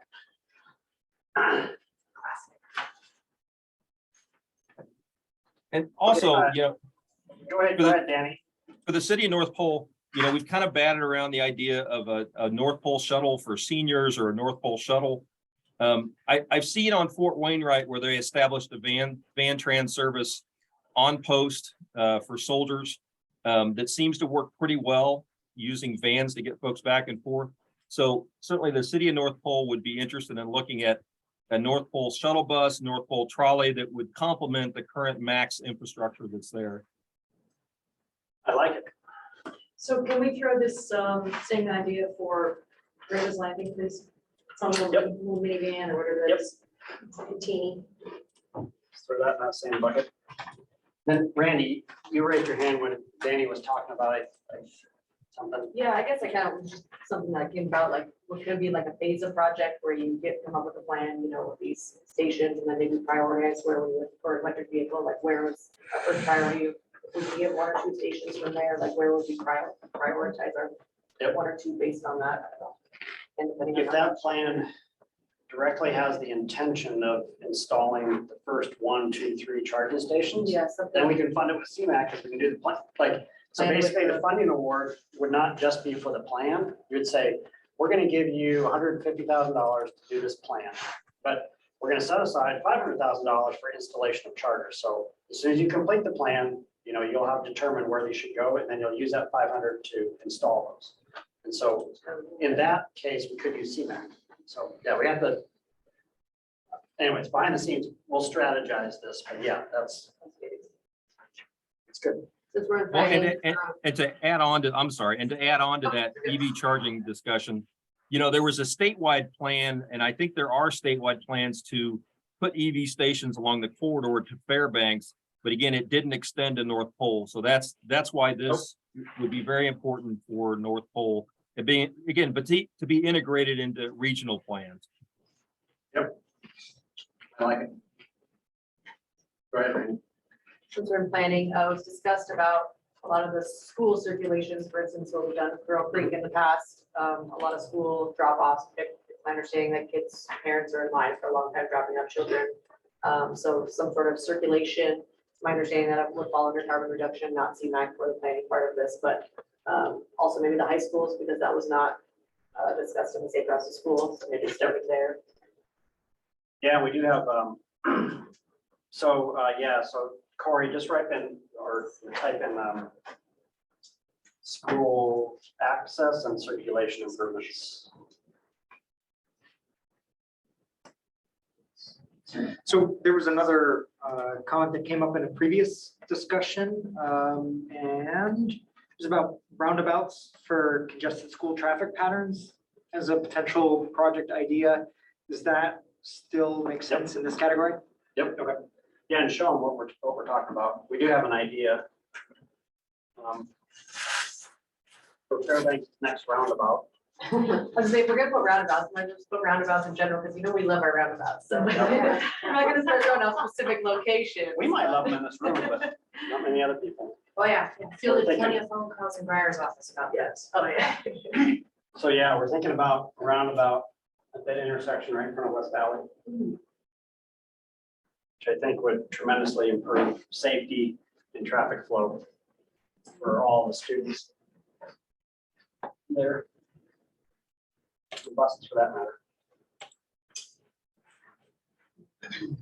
But if anybody has other ideas of where you think a roundabout would be appropriate, Never mind. we would like Roundabout. specific locations.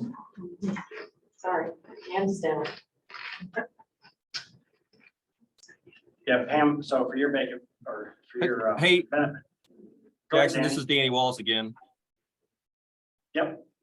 Hey, and I'll tell you, as a parent who has to take his kid into school every day because the bus service is sort of unreliable. He can get home very easily, but I have to take him in every single day, which means I'm sitting in a line, idling, doing everything else. You know, support to the bus, the school bus system to make that more reliable. I don't know how to capture that in this, but you probably would see a lot less parents in line idling their vehicles if the bus transportation system was a little bit more reliable in town. And I don't know how to capture that, but that's just an idea to throw out there from a daily personal experience for me. Yeah, that's an example of a really tough one for me. Because I know it's hard problems. contracted out and it's private for-profit businesses that are running the bus system. So we can buy buses, we can fund operations assistance, but they have to be government owned and operated buses. So it's just tough. Would something like looking at synergies between max transit and school routes that are necessary, would that work, or would that be considered sort of a conflict of, or you're creating a public service that competes with a private entity? I don't think that's necessarily the case because the private entities that we've had recently haven't been able to fulfill their service. So we're not necessarily competing with them. So perhaps something in the transit improvements? Yeah, it was somehow mentioned that. Yep. We have a couple questions online. too. Okay. We'll go with Peter Stern and then Bill Rogers. I'm just kind of curious. I think I saw something in the list of projects that was related to installation of freeze plug heaters and oil pan heaters on vehicles. I'm just wondering how much of an impact that would have on carbon reduction, and also radiator covers to encourage people to do that. So some sort of a rebate program for people that make sure that those winter anti-idling situations are taken care of. Good idea. What about giving away plugs, like cords? Right. Like Golden Valley used to do, showing my age. Anyway, yeah, Golden Valley used to have, like, I don't know if it was temperature related, but anyway, They should do timers too. yeah, timers, anyway, I mean, this is probably 20 years ago, but. Yep. Yeah. Yep. You could go So- to old issues of rural life and find that. So I think that one would generally fit underneath. Yeah, I mean, we could put it here, extreme low temperature cold start programs. I think it also fits underneath public education and outreach. Can you re-summarize that statement? So let's just list off the things. So like a rebate program for radiator covers, battery heaters, oil pan heaters. Isn't that just a general timers. winterizing package? Yep. So is that, So maybe we could just call it vehicle winterization, yeah, rebates for vehicle winterization. The other question that I had, is there any way that a rebate program would work either via a tax rebate or something like that to encourage the installation of plugins at locations like the Regal Cinema, where people are going to be, you know, in the building for hours watching movies, and the vehicles are cooling off as a result of just sitting outside as opposed to being plugged in? So our understanding is that we can install motor vehicle plugins at public facilities only. So we could not use this money to install them out there. So that's definitely a tough one. So in just for everybody's awareness, generally when we fund motor vehicle plug-in projects at public facilities, we pay for your electric bill for up to 5 years in addition. So, you know, if you're putting in motor vehicle plugins at a private business, then paying their electric bill, I mean, it improves the number of patrons that go there, but then they're getting a free service. So it's, and they don't even know that, so that should be outrage. yeah. You should brag on that. So, anyways, that's a tough one to sell based on the language and the federal guidance. So then the other question is on transport planning or route planning. Having some kind of publicly accessible website that gave people that were going to be walking or riding bikes in the winter some idea of when the last time a route was plowed would be extremely great. helpful, so that, you know, instead of getting halfway down College Road and finding an impassable sidewalk, you'd have some idea, maybe that's not the route to walk. And I don't know whether that could be done in cooperation with GPS in the equipment that's out there doing it. But some coordination to be able to see, you know, when did UAF plow the Farmers Loop Road? When did the College Road get plowed? That kind of thing would certainly be helpful for bicyclists and pedestrians in the winter. Yeah, so Corey, underneath this section here, put in traveler information system, bike ped focused. Because traveler information systems are explicitly eligible. But yeah, it'd be great to do one for the bike ped focus. So that'd be like a good add, right? Yep. I like it. Going back to roundabouts real quick, Jacob. So Pam Golden has some interest in a roundabout at Sheep Creek Extension in West Hanover. The problem is that apparently the whole intersection's in railroad right of way. And railroad policy is no roundabouts in the right of way. You know what we've done, right? We've built roundabouts in the right of way off of Hellworks Avenue Extension, Bentley Trust Road. So we have precedents, we've done it before, but it'll be a little bit of an uphill battle. But there is interest in improving that intersection with the roundabout. So it'll tie in very nicely to UAF's, you know, main roundabout. Sheep Creek and what? Sheep Creek Extension and West Hanover. But it's something they're thinking about. Be exciting. to touch some of the Jackson? roundabout into the pond. Oh, yeah. Yeah. We'll make sure we grade it to the outside. Go ahead, Bill. I know we Yeah, need to Jackson, balance. back to the subject of roundabouts. I've always had my attention. I think it was studied before already when First Avenue was rebuilt, but First and Wilbur Street at the Carlson Center. Oh, yeah, okay. I'm not sure if that's been studied already and found not to be practical, but a lot of right of way needed, of course. Yep, and that can be a very, very busy intersection when there's events. Yep, good. We're gonna put that on the list. Jackson, I'm curious about, maybe this is private, but at Costco, you know, that four-way stop where the people enter, and there's like 3 stop signs, and then the other one is direct. Can we sort of roundabout there or talk about one, or is that private property or not?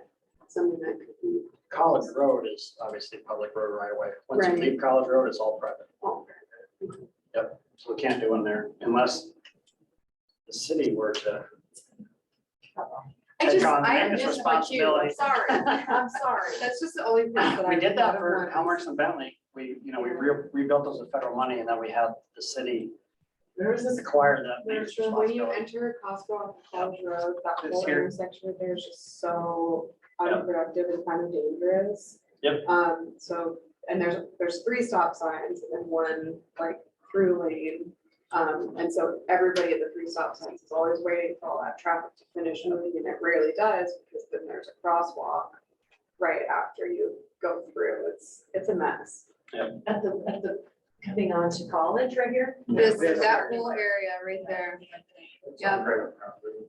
So, but I wasn't sure if there was some way that we could, work with folks together, but I just thought of that the other day and wasn't sure. Dog on that private property. I know. Can we go to, It would make such a huge. Yeah, difference. Kellen's right there. he's been done. I just wanted to confirm something I think I heard you say, regardless of if the business is interested, plugins are not eligible on private property. Right. Is that correct? That's my understanding. Plugins have to be on public land. Yeah. Can you run around a map? Can you look at the downtown, First and Cushman?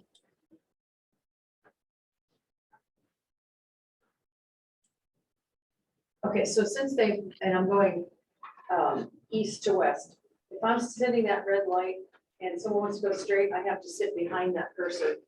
And sometimes you get 3, 4, 5 cars because they're going straight and everyone wants to take a right on Cushman Bridge. I don't know why they didn't give a right turn on that area, but it's frustrating because there looks to be space. They get that little lamp, that little painted area in the middle. You see it? But you gotta wait. you Yeah, gotta wait, because there's you gotta a- wait. When I could easily take a right if someone went there. Yep. So that's more than annoying for a lot of people. Well, so First Avenue is a city street, and so I would talk to Bob Christash about that, because the cities, you guys repaint your lines every other year, and it could be a restriping It could exercise be that simple. if your city engineer agrees with that modification. Yeah. Okay. But the city does have control over that road right away there. So there might be a reason behind the way it's set up, and Bob should be able to tell you whether or not it can be modified. I thought I had easy, low hanging fruit right there. Sorry. Yeah, but you can. An insider. Okay, so other ideas? We brainstormed a little bit a couple days ago, but we talked about a little loop in the downtown area, a little mini bus running around. Run. Yeah, trolley on wheels or a shuttle service. that Whatever you want to call it, goes just through stay in the downtown and downtown find your core. park. Yep. Did that make it in? No, we have it. I mean, it was on our list. Yeah. Yeah, an easy pickup at the Yukon Quest, Golden Heart Plaza, visitors just want to have breakfast or dinner or something. And I'm not trying to shoot it down because Fountain Heads still have their little trolley that they do that goes from downtown to their spots or not. But I don't even know who it's open to. See, is it something existing, but I don't know about it. I'm thinking out loud. I got you. Yep. But I haven't seen it in a while. I'm only not mentioning the, actually making it possible for a pedestrian to not risk their life going from Alaska USA over to Strip Mall Alley. Because I wouldn't be working on that proposal, so just so we're clear, but I still think it'd be a great idea. Anyway, but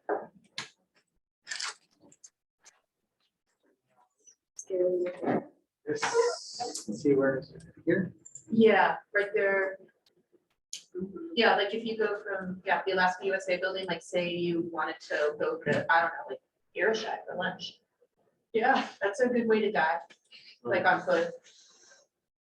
Where are we? Wait, where am I? Alaska USA is right in the bottom. Oh, is that the LIO, LIO? yeah. I got it. And Yeah. I'm trying to go to. You want to go to Fred Meyer? This whole corridor is getting reconstructed in the next year. So 2 years. It's an out year. I believe it's an out year. It was funded through legislative appropriation. I know. But no, in the STIP, it still shows an out year construction. You know, they haven't acquired all the right of way yet, because they're gonna widen those to 5 lanes. And, see that northern section there, so they haven't bought all the property yet. And if they haven't bought all the property yet, that could be 2 to 5 years out. Like you say, this will have sidewalk. Oh, yeah, we just, it's like one of those, we'd be all just gonna, yeah.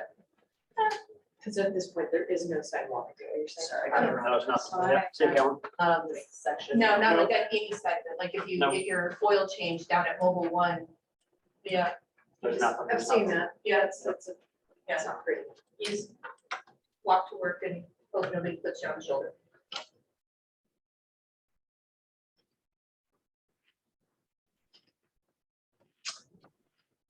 But yeah, Randy, for the DOT side, you know, like those right turn lane projects, or I mean, 2-way left turn lanes, you know, getting vehicles out of the main flow of traffic on a high-speed roadway.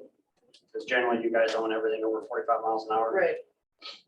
So something to think about. Yeah, that hasn't been brought to my attention yet, but we're supposed to have a meeting this week to Okay. discuss some options that we have.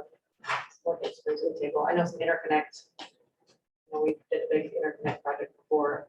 I don't know if they'll do phase 2, but I don't know if this will come out of this pop, but that's not what we'll write that down. It's a possibility, but. Okay. Like I said, it may have more after this week, so. Any other comments, questions, ideas from folks online? Hey, Jackson, this is Trish from the Parks and Rec Department with the borough. I and Kimberly, we were kind of wondering about the eligibility of a planning project for a bike or pedestrian path into one of our parks. So for example, our 2 big parks, Tanana Lakes Recreation Area and Chena Lakes Recreation Area. Yep. So we're kind of just generally wondering the likelihood or eligibility for applying for either a planning or CMAQ project Yeah, so for that. for those ones there, definitely not CMAQ. It would be for our Okay. carbon reduction funds. Okay. Because Good to that, confirm those that. new trail connections are specifically eligible. The other thing, if you're talking about, say, Plaque Road. Yeah, I'm that's- referring to that. Yep, so that's not just like a new trail connection for recreation, because having a new trailhead facility on that side of Chena Lakes eliminates, I don't even know what it is, 3 or 4 miles of out of direction travel to get to the recreation Yeah. area. It's So a, it yeah, it's actually- a bit more than that. So, Yeah, maybe it's like 7 miles. It's some crazy Mhm. number, but it's, but you can get a good emission benefit off that project because of the elimination of out of direction travel. And the Okay. fact that, I forget what it is, there's over 100,000 people that visit that per year. I mean, there's a huge number of people that visit, so. yeah, it's definitely over that number. So, yeah, it might be Um, 300,000 or whatever it is, but I think that would be a good project to nominate for this. Okay, for the CRP, the carbon reduction program. Yep. And Okay. you don't need to pick out which program you're applying for. I mean, obviously, we'll do that administratively here at Fast Planning. But just note that that would be eligible underneath the carbon reduction program. So I would encourage you to reapply for that one. Okay, perfect. We Did I will hear you work on say that.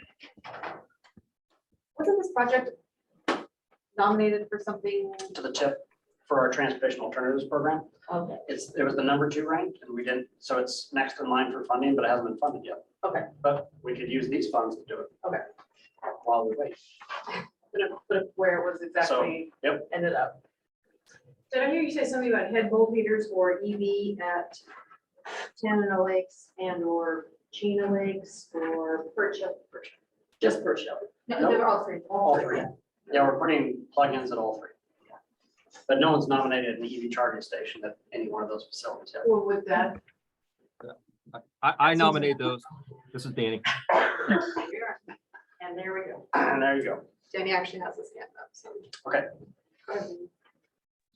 Yeah, Danny mentioned that. It'd be a good place for EV charging stations, but an EV deployment plan would be a good first start to look at all the places where it would make sense to get a good network around our community. Hi, Hi, this is Kimberly. I just had a follow-up question about planning and something you mentioned earlier about looking for projects that can be executed quickly. So I just wanted to get a feel for what you meant by that. Is it like just preferred because of the like time between calls for CMAQ projects, for quick projects, or yeah, just looking for more clarification. Yeah, so the situation that we're in is that we have had access to this money since October of 2021, no, November of 2021. So we have a whole year's worth of funding, so 2022, whole year's worth of funding that we have not allocated to any project yet. So we're not only looking at allocating money for this current year and the next few years, but we're looking at allocating last year's money to projects. So if you I guys have see. low hanging fruit to give us stuff so I can burn up last year's money on some good projects that I can initiate, project starts this year, I'm gonna be looking to fill that big hole in our funding plan to grab and I have 3 years of time to spend last year's money, but if you guys want to buy equipment, you want to initiate a planning study, you want to get a electric vehicle charging station on order, because it's going to take 2 years to get here. I am looking for some projects to burn some old money on quickly. So, Are we able to do anything at the airport with EV or? yeah, we could put in a charging station at the airport. I don't know how that would work, but Yeah, because it's not. because you can't just plug your car in and then go to Hawaii for a week and come back. Who says? I don't know. It's just short-term parking though, like, Yeah. Maybe in short-term parking, we can do it, yeah.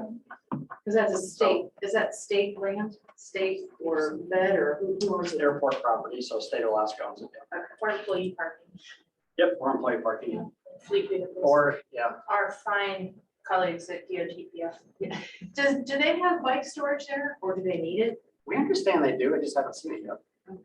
It's supposed to be down near like the baggage area or something. I haven't seen it yet. I don't know, Okay. but if they need more, we can buy more. So.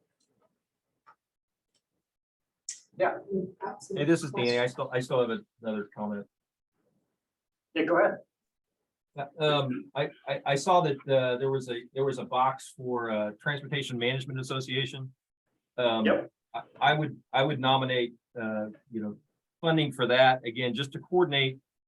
If there's a trolley in downtown Fairbanks, which I think is an awesome idea, trolley in again in North Pole, and then all of that coordinated with Max. I think there may have to be some thought put into that. So I think that may be worth looking at.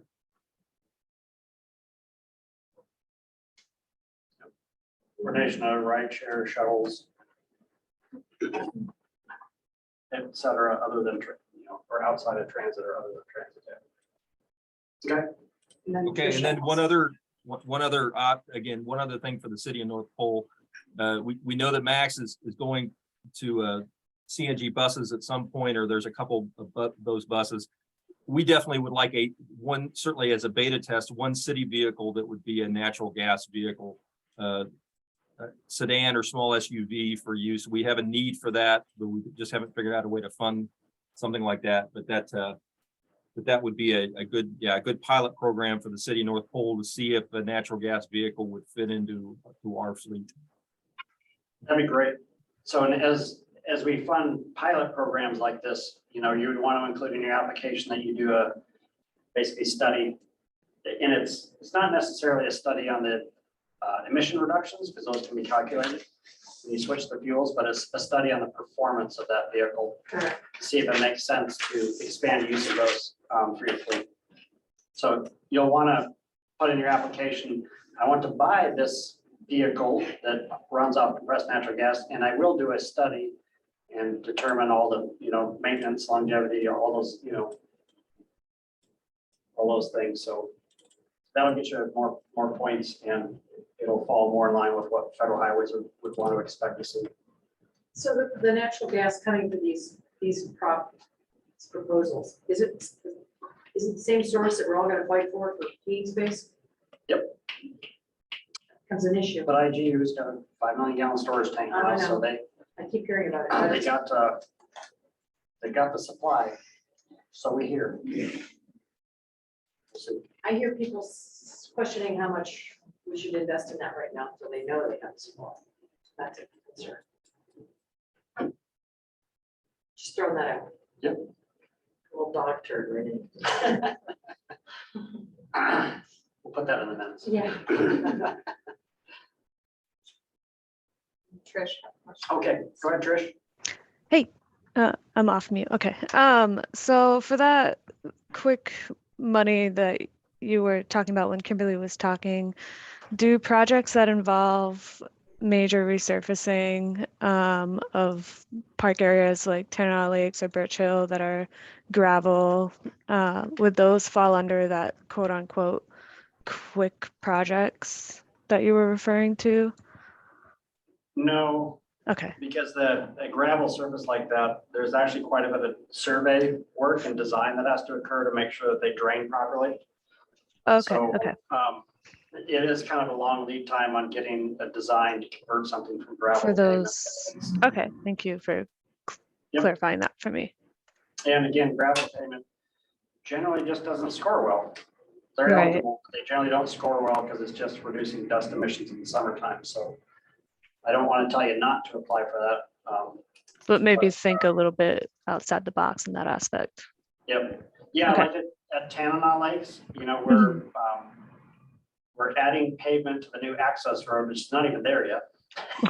Yeah. And then we're paving the parking area, but one of the tie-ins there is that, with all that, we're putting in vehicle plugins for the new parking area. So, so there's gotta be something in addition to the gravel to pavement, part of the scope to get you more points.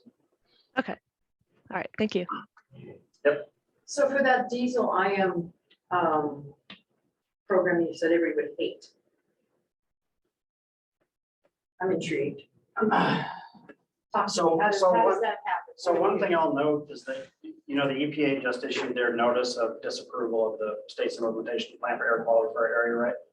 If you look at the vehicle emission sections of that, so they noted in the Federal Register that the state didn't offer up any transportation control measures in that plan. And their emission budgets didn't meet what EPA was hoping for. So when they revise the plan and return it in, it appears that they're going to be asked to include transportation control measures in their plan update to get it to be approvable. So what do you include in there in a vehicle emission reduction strategy for a transportation control measure?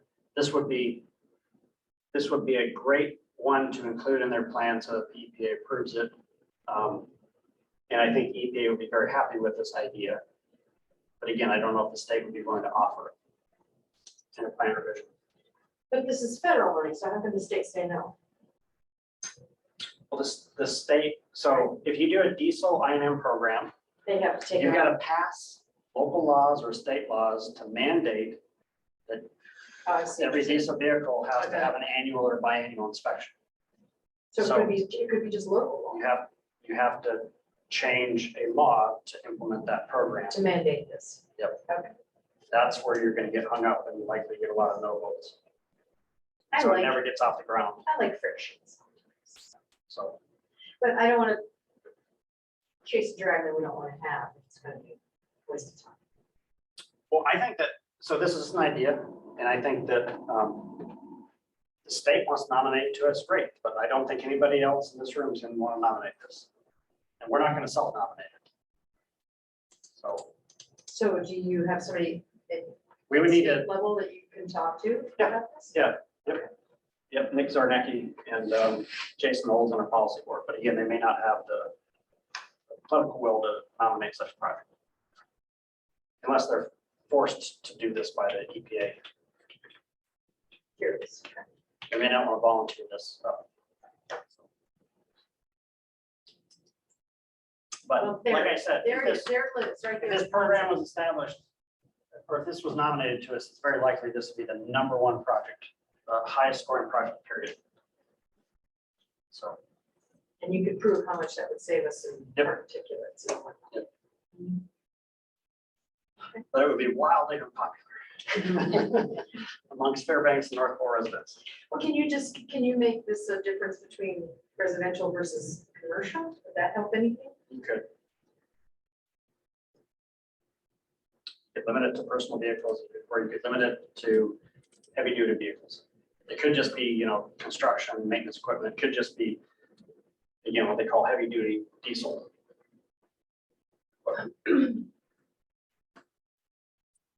In that regard, Jackson, I think the program should include some public employee security. Public employee security. Yes, Oh, you mean like you have to be armed? Oh, yeah, right. Angry. We'll have FPD SWAT. Let's not Minister talk of the about program. Yeah, trust me, super controversial, but the former individuals at DEC that were director of air quality, they thought this was a good idea. They've since retired. There's new people in those positions. They may not support this idea, but still, it was never done. But it's a good idea.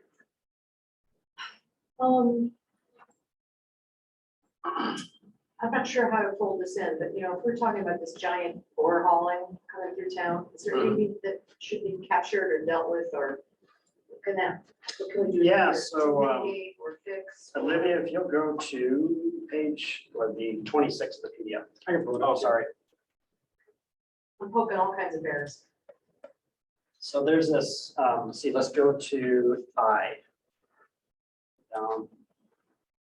So efforts to reduce the environmental and community impacts of freight movement is eligible. But that train, of course, is not, yeah. Yep. But you're highlighting this and I don't know what that means right there. What does that tell us I can do? My efforts would be to say, we shouldn't do it. Pretty open to interpretation. So, I mean, like, so here's an example, like, so DOT is doing a corridor analysis for the Kinross trucking plan from Chetland all the way up to Fort Knox, right? Are they? They are, they're working on it. They've got Kenny Engineering on board to do the work. I don't believe there's enough funding in that project right now to really analyze the impacts to the urban area as far as traffic flow improvements, congestion, et cetera. So, you know, I'm gonna wait to see how this plays out, but I would have interest in adding funding to that project to do a more intense traffic modeling effort in the Fairbanks area, Do it. to study that. Get So, it in there. Um, Because I think that's gonna be a big. So that's not necessarily, you know, in action as far as changing the freight movement, but it's further study to understand what the impacts are and then maybe come up with some alternatives. Because I do believe that there are alternative freight routes through our area that could be explored. We Well, haven't got there yet in the they study, threat- but They threaten that their trucks are gonna be really low emissions, but it's all the other traffic that's gonna be involved, right? That I'm thinking it's gonna be involved.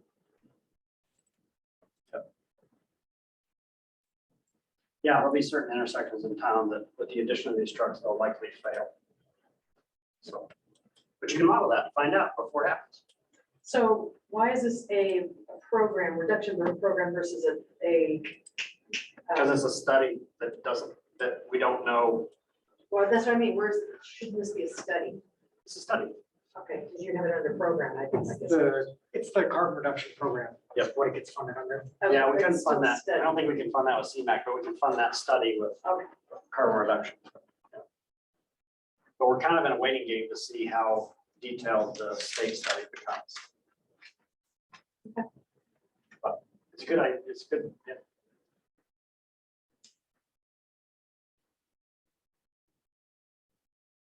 Okay. Come on, you guys, really blue sky. What is your favorite idea? Come on, bring it out. Drop that stuff out. Don't be scared.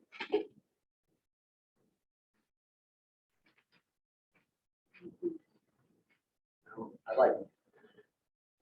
So this, Calm down. and pedestrian overpasses. Moose overpasses. Yep, boost overpasses.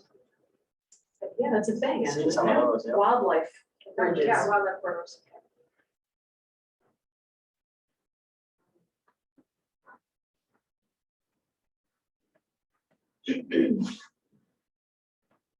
Well, anyways, we're at 2 o'clock, so if folks have to leave, we're good. If folks want to stick around, chat a little bit longer. We just have another meeting to get ready for here in about 15 minutes, but. So, Thanks for all the info, Jackson. yeah, you're welcome. And thanks for attending today. Yeah, And we definitely. will post a recording of this on our website so that any folks that missed this presentation can listen to it if they're eager.